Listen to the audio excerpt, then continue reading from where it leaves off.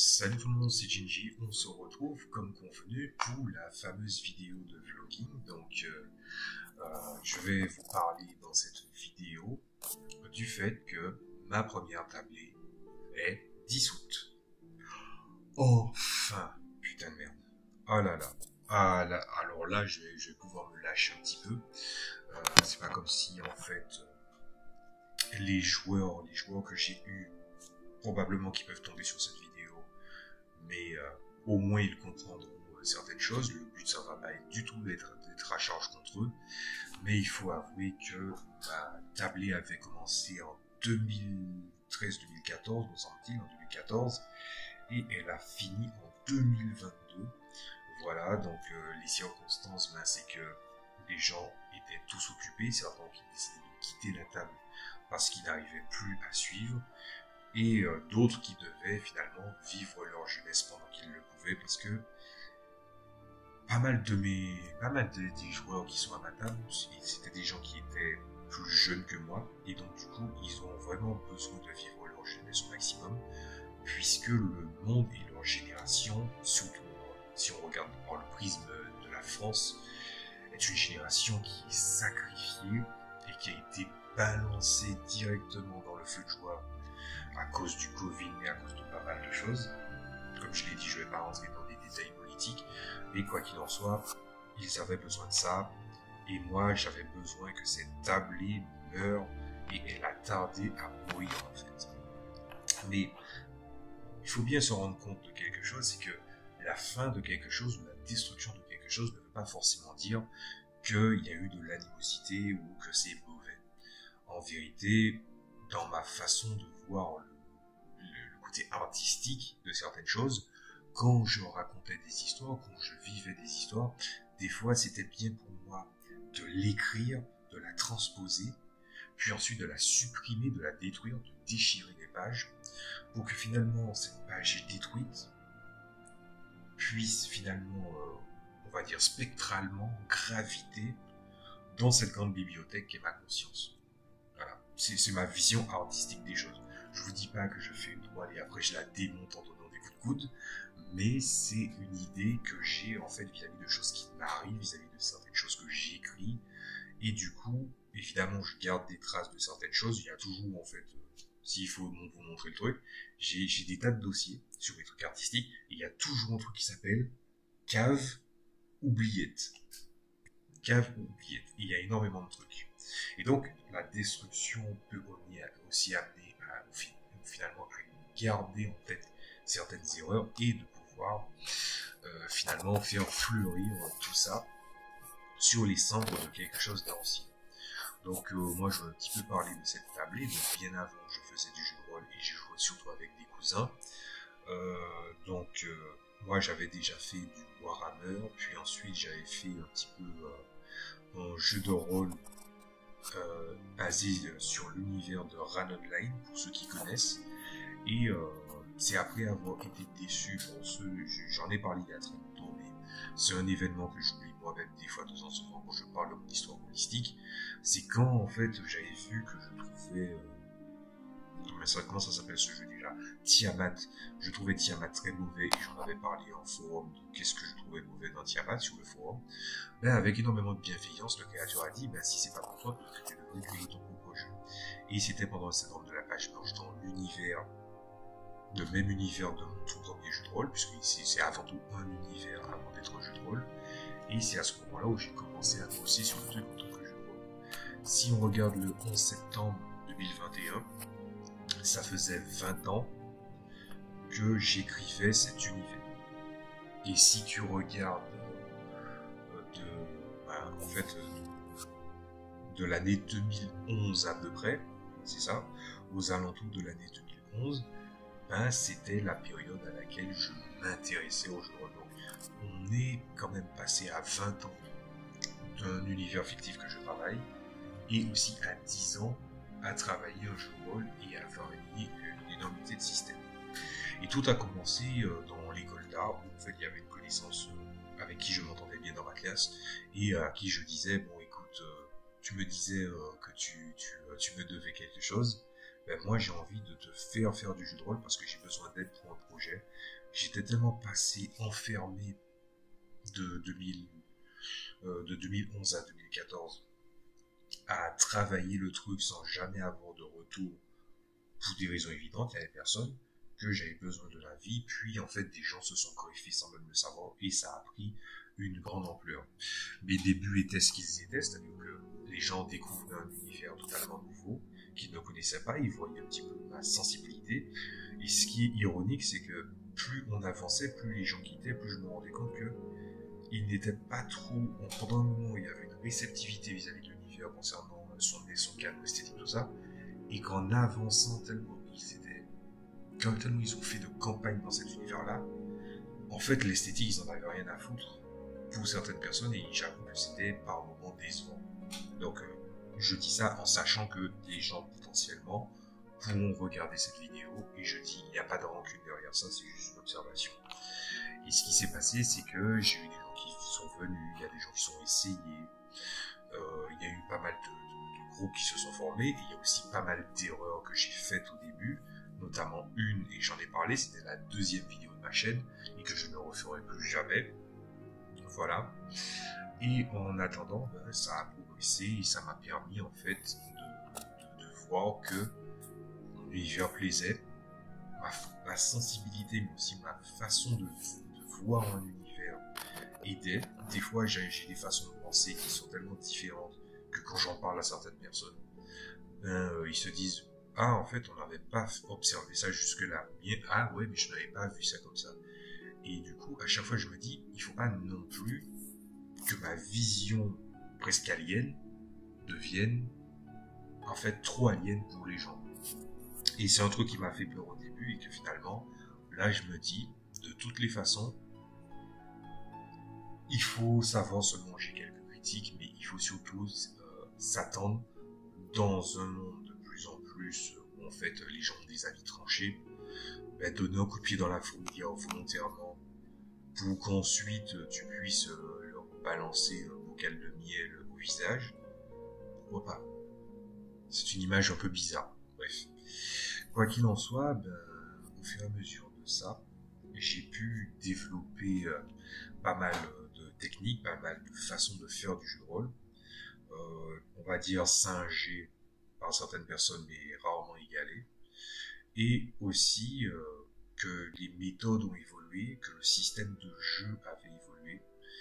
Et aussi, j'ai vu au passage que, par exemple, au premier jeu de rôle, il y avait des phénomènes qui existaient dans les anciens systèmes et que dans les nouveaux, tu sens que c'est atténué, mais c'est atténué pour le meilleur, mais ce n'était pas l'opinion de chacun.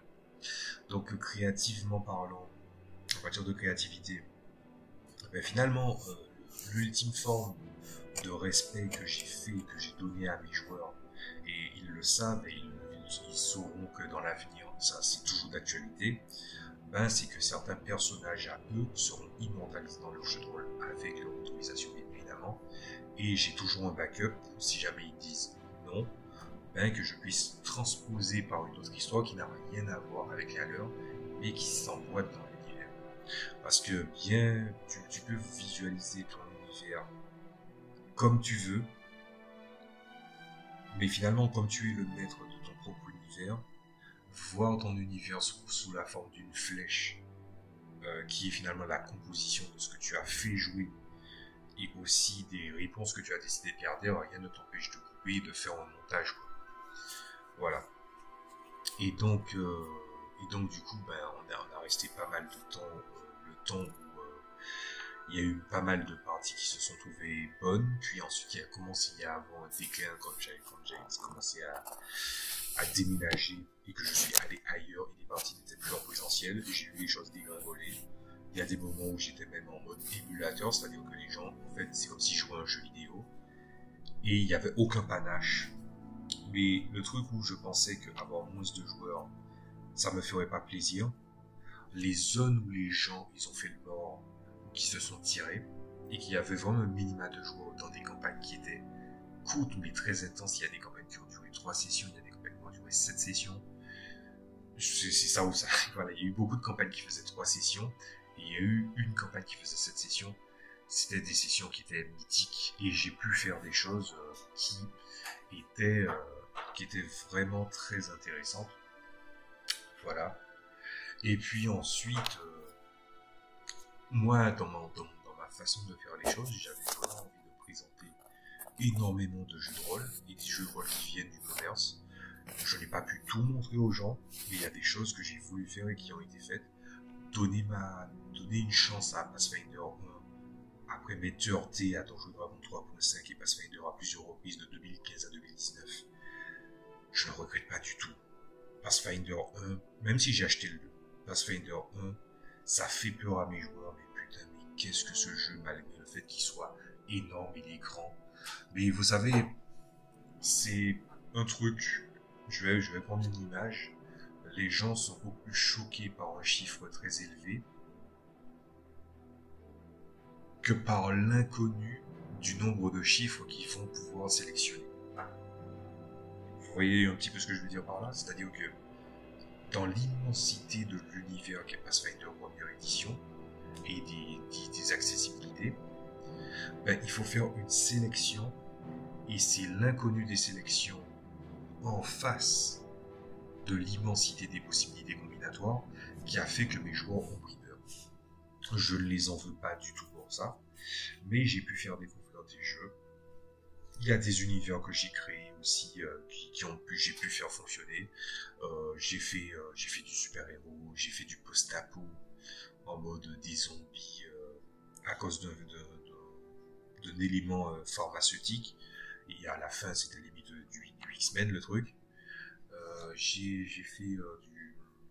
fait du Pathfinder dans des univers que j'aimais bien. La quadrilogie du grimoire que j'aurais bien aimé finir, mais malheureusement, l'immobilisme d'un joueur m'a stoppé net en fait. En fait, ça m'a fait le même effet un petit peu que quand j'avais quitté l'école d'art parce que j'étais tout le temps malade. C'était entre les choses que je devais faire, les choses que je pouvais faire, les choses qu'on ne pouvait pas spécialement m'enseigner, ou bien que je devais choisir entre ce que je devais faire, c'est-à-dire les devoirs spécifiquement, mais aussi entre mes passions. J'étais entré en pleine disruption et du coup, tenir un crayon, c'était difficile. Du coup, j'ai eu le même effet avec la quadrilogie du grimoire, donc c'est arrêté au deuxième volet. Et heureusement, le deuxième élément du volet, c'était mon personnage, il était central. Et puis franchement, comme c'était un des univers que je connaissais très très bien, j'ai pu transmettre ma passion, j'ai pu transmettre mes références, j'ai pu transmettre ce qui m'a fait vibrer en fait. Et c'était génial.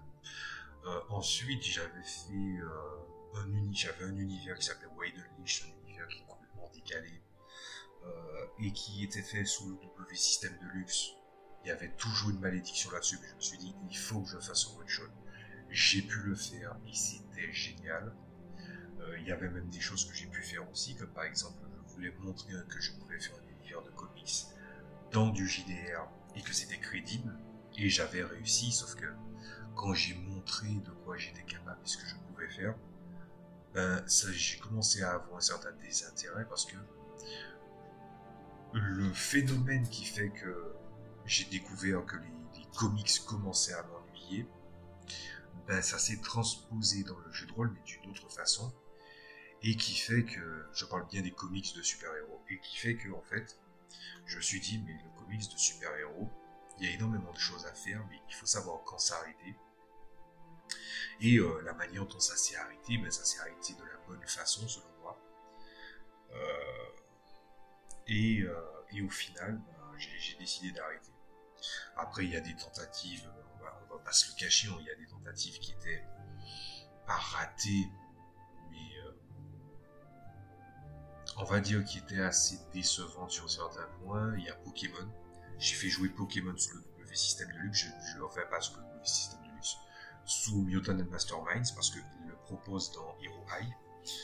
J'ai pu montrer, après 60 Pokémon de fait, j'ai pu montrer que je pouvais faire vivre l'univers Pokémon en campagne et que ce soit pas déconnant, parce que justement je prenais une sensibilité que j'avais autour de Pokémon, donc c'est-à-dire virer ce qui est chiant et garder le meilleur, en tout cas selon moi, et du coup ça fait un univers atypique, sauf que malheureusement et c'est une règle que j'applique maintenant, quand un projet qui est amateur, personnel, quand ça me prend 20% de mon temps de cerveau, je ne peux pas le continuer, et du coup ça s'est arrêté.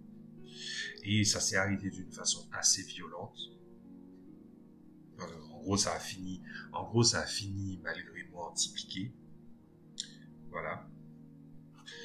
Et puis ensuite, j'avais fait un one-shot sur Blue Rose dans l'univers de The Elder Scrolls. J'avais même commencé à écrire un supplément pour Blue Rose, pour pouvoir faire jouer dans l'univers de The Elder Scrolls. Parce qu'encore une fois, j'ai déjà fait jouer The Elder Scrolls avec un système qui est inspiré de Morrowind. Ça fonctionnait très bien, mais j'avais envie de montrer que Blue Rose, dans un univers où, en fait, par exemple, le côté romantique ou la romance dans Elder Scrolls, c'est un univers qui est jamais exploré. D'où le fait que certaines personnes croient, parfois, j'ai déjà entendu ça à tort, que The Elder Scrolls c'est de la dark fantasy. Je pense que c'est de la fantasy suffisamment large pour que tu puisses raconter ce que tu veux, si tu en fais un JDR. Et Blue Rose s'y prêtait beaucoup. Donc on a fait un one shot, on l'avait même enregistré d'ailleurs, j'avais même posté le premier épisode. Malheureusement, les captures étaient catastrophiques, ils n'étaient pas sauvables. Parce que en fait, il y avait des bruits parasites, tout ça, du côté du micro d'autres personnes. J'étais frustré, mais j'ai montré une partie de Blue Rose aux autres dans l'univers de The Elder Scrolls que je suis content d'avoir montré. Mais je pense que il y a un petit peu du facteur Team B. En fait, c'est un truc que je vais accorder dans les points forts. C'est que j'ai réussi à faire en sorte que mes joueurs, malgré le fait qu'ils sont dans un jeu de rôle où c'est admis que ce sont des héros, le fait qu'ils soient la Team B et pas la Team A dans l'univers, puisque ça se passe après Skyrim, et qu'ils ont pu s'engager dans une aventure qui pourrait être banale, limite le truc ça aurait pu être... En fait, ça avait une grande importance, mais ça avait un petit côté banal. Ça me fait beaucoup penser à The Elder Scrolls Online. En gros, The Elder Scrolls Online, il y a beaucoup de quêtes secondaires disséminées sur le monde, en fait dans le monde, et du coup, tu peux décider de prendre celle-là. En fait, il y a toujours quelqu'un qui t'appelle à l'aide pour un truc. Il y a toujours des voyants pour te dire « Hey, il y a telle quête que tu dois faire sur la map. » Ah ben, du coup, j'ai réussi à leur faire vivre une aventure de cet acabit-là, mais tellement bien que ça leur a fait plaisir de faire partie de la Team B, mais aussi de leur montrer à quel point l'univers de The Elder Scrolls il est ultra cool. Voilà. Sans dénaturer Blue Rose, c'était à la frontière entre les deux. Voilà. Et puis, j'ai voulu faire vers la fin un mix, c'est-à-dire que quand j'avais marre de Master Mind, j'étais déjà en train de travailler sur un univers basé sur RPGS 1 et RPGS 2, dont je parlerai prochainement.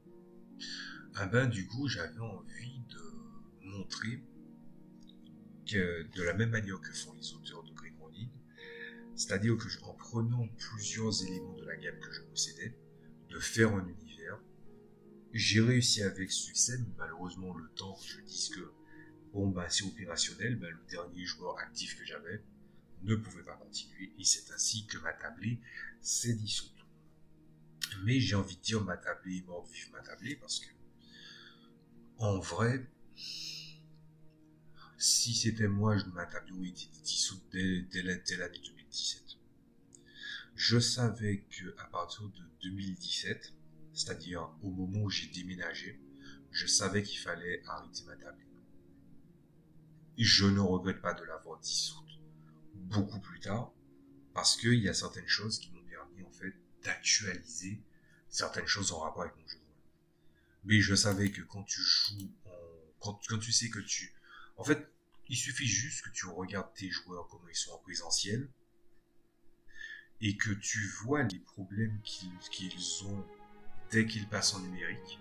Tu n'as qu'à extrapoler leurs problèmes dans le réel, quand ils sont en face de toi, et tu comprends tout de suite c'est quoi le problème qui va te causer en numérique. Et ça n'a pas manqué.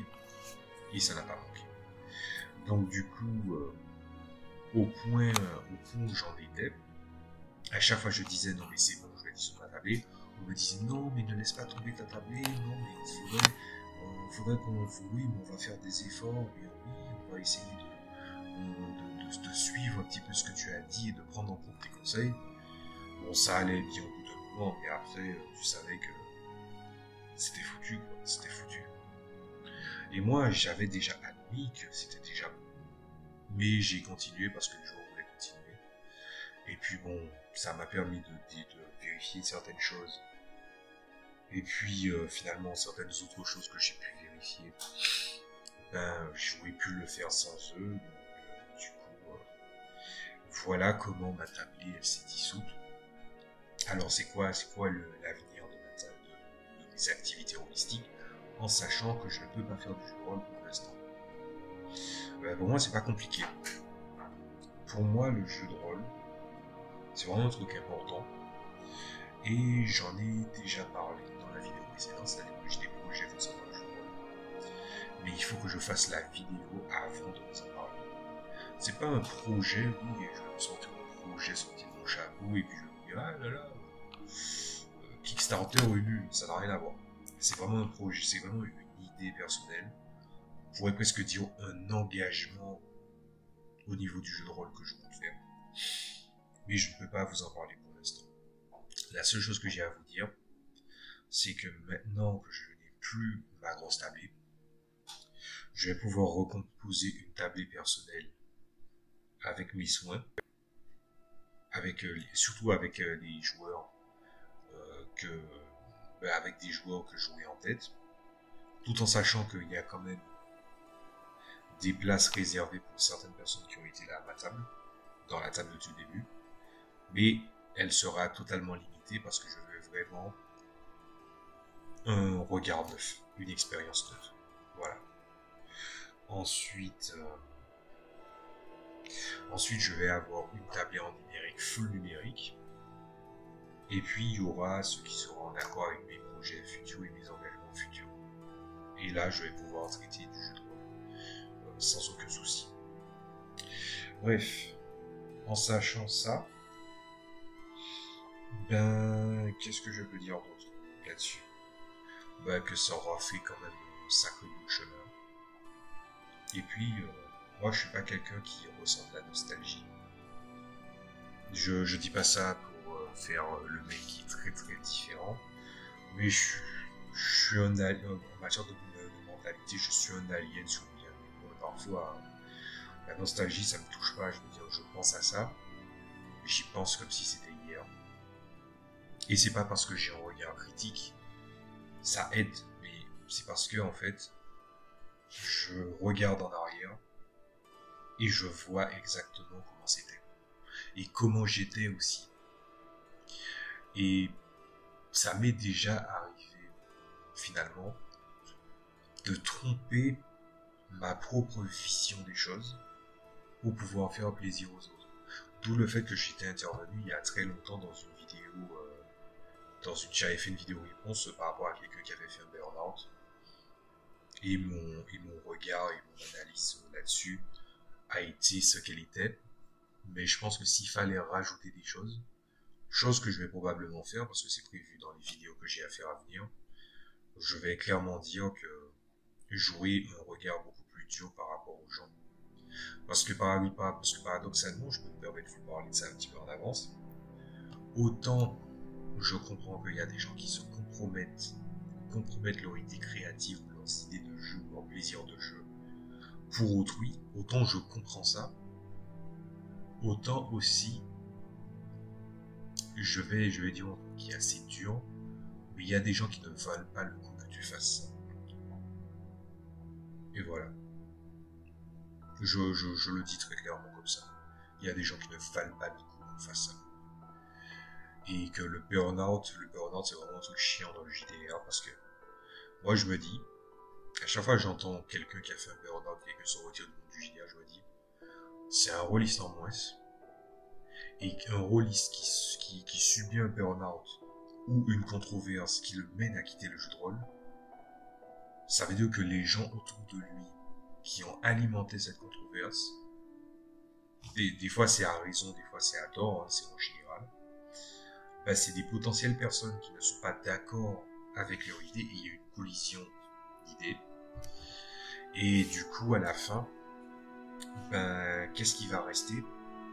Il va rester de l'amertume, il va rester une stigmate qui va prendre du temps à disparaître, et il va rester finalement le point du soi-disant point de rupture, c'est-à-dire le fait qui va mener au point de rupture, et que le et après n'a pas été posé. Voilà, c'est ce que j'ai à dire là-dessus. En sachant tout ça, je sais que ça va être quelque chose. Ce que je vais dire là-dessus va être assez dur dans ce jeu de rôle. Mais en prenant en compte ce que j'ai pu voir à ma tablée, en écoutant ce qui se passe sur le net, pendant un moment j'écoutais que des horror stories. Moi maintenant je dis j'ai mangé. En fait j'ai l'impression, je me permets de faire cette critique là maintenant, j'ai l'impression que quand je vois des horror stories, il y a des fois des gens forcent l'horror story, c'est-à-dire le moindre truc qui leur arrive, ils viennent chialer pour dire « Oh, il m'est arrivé ça de pire ». Et il y a des gens qui veulent attirer la sympathie en se plaignant de ce qu'il y a de machin. Et je n'aime pas ce sentiment-là, mais du coup je me dis j'ai déjà mangé. Donc laissons ça tomber. Mais il y a un gros problème au niveau des parties en numérique. Et la raison pour... Souvent on prend à tort dans le débat, dans ce débat, c'est un truc que j'ai vu même récemment sur une vidéo que j'ai suivie.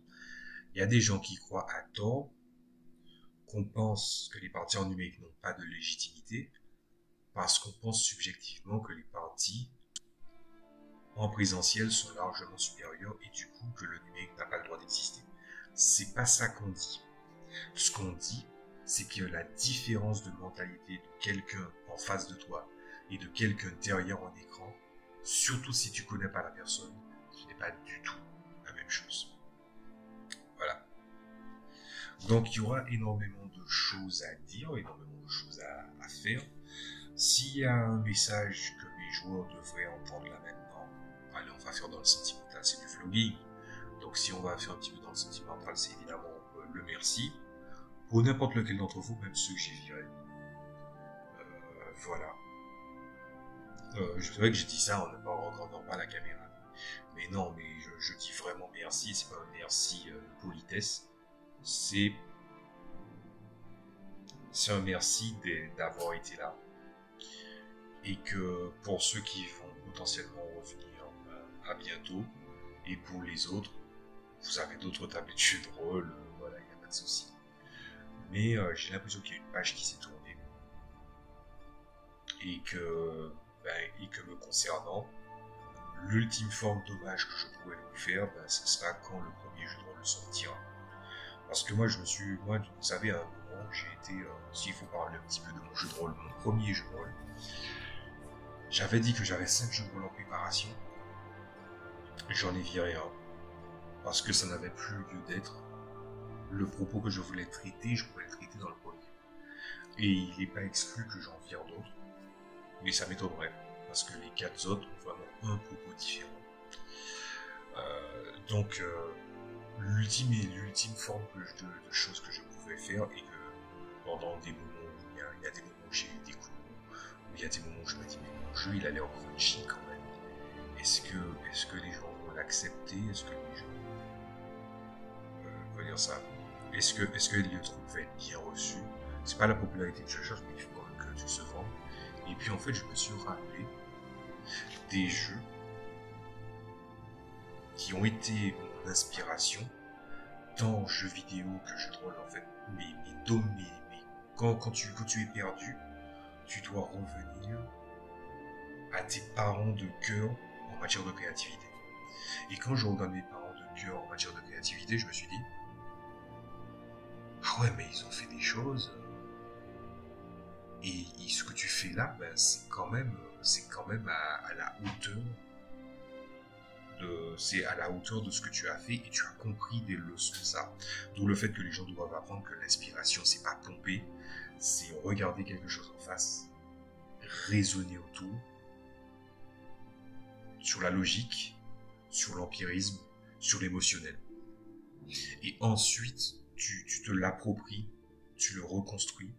Et te l'approprier ne veut pas dire que tu vas greffer le truc. Tu peux décider de greffer le truc, mais voilà.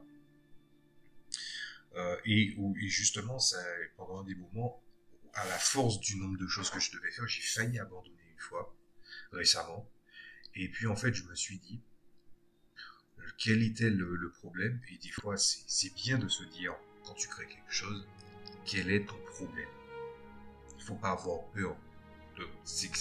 Tu bloques, c'est quoi ton problème? C'est pas un mal de dire ça. Et ce qui s'est passé, c'est que je me suis dit, mon univers, quand je l'écris pendant 20 ans, il y a des éléments qui avaient une forme et qui n'ont plus lieu d'être. Parce que toi, tu as changé et que ces choses-là ont besoin de changer. Et du coup, je suis reparti sur neuf. Donc, l'ultime hommage que je pourrais faire à mes joueurs-là, c'est quand ils auront dans leurs mains le JDR. Parce que j'étais parti pour abandonner, mais finalement, je compte vraiment aller jusqu'au bout de mon projet. Et après ça, bien d'autres choses viendront à l'avenir. C'est un projet qui sera vraiment sur le très long terme. Et voilà, pour un petit peu paraphraser Rocky, hein, le but aussi, c'est que comme rien ne fera plus fort que la vie, le but c'est pas de savoir combien de coups tu vas distribuer et combien de coups on va te mettre, combien de fois tu vas tomber, mais aussi combien de fois tu vas te relever. Et finalement, c'est le message que j'ai à donner aux gens qui veulent faire du JDR. Ça m'arrive des fois de parler du fait de oui, mais je ne vois pas l'intérêt de tel jeu de rôle, tout ça. Et il faut bien comprendre que je vais vraiment citer une race que j'aime bien dans Guild Wars 2, les Silvari. Toute chose a le droit de grandir. Même si tu pompes, tu ne t'inspires pas, c'est que en quelque part, tu avais quelque chose que tu avais envie de raconter. Peut-être que tu pourrais très bien sortir les choses en ayant pompé, mais des fois, il est bon de savoir qu'est-ce que tu as voulu amener avec tel ou tel élément et te questionner autour de ça. Et voilà. C'est pour ça d'ailleurs que, comme je dis, toutes les choses ont le droit de grandir. C'est d'ailleurs pour ça que je pense que je vais parler beaucoup de jeux du commerce. Reste à savoir si je le fais sur YouTube ou sur Odyssey. Pour l'instant, ma chaîne Odyssey, si je mets le lien en description, ma chaîne Odyssey ne possède que le one-shot de l'EW System Deluxe dans l'univers de Starbound, qui est disponible aussi sur cette chaîne-là. C'est la même vidéo. Donc voilà, c'est tout ce que j'avais à dire. Là, je me permets de faire une vidéo de 33 minutes, mais c'est une vidéo assez personnelle. Donc moi, j'accepte totalement d'avoir fait une vidéo aussi personnelle que ça. Moi, je vous dis à très bientôt, parce que je ne vais pas faire de vidéo avant un bon moment. L'avantage, c'est que je suis chez mon grand-père, et que là où chez ma mère, ben ça galère de ouf. N'importe quel prétexte était bon pour couper l'internet. Ici, j'ai la fibre. Donc, je peux uploader à une vitesse vertigineuse. Donc, je vais monter tout ça. Et je vous dis à très bientôt pour d'autres vidéos. Je le dis jamais assez. Merci à vous qui me suivez. Merci à vous qui m'avez suivi. Merci à vous qui étiez à ma table. Je vous dis à la prochaine fois. Salut à tous.